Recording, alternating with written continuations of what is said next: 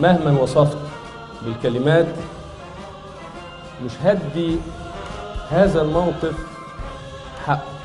الزيارة اللي انتوا قمتم بيها النهاردة، انتوا مش فرحتوا ضباط الداخلية وافرادها، انتوا فرحتوا شعب مصر كله. احنا كلنا معاكم.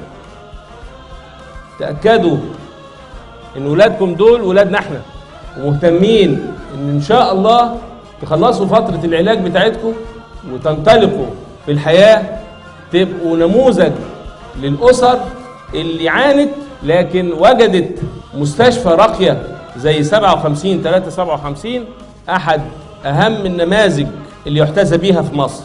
مش عايز أكون مقصر في حق المستشفى، لا، في العالم. وده مكانكم، وتيجوا تزوروه باستمرار، واحنا في انتظاركم، سواء احنا موجودين او الاجيال كمان اللي بعدينا هي اللي تستقبلكم ان شاء الله.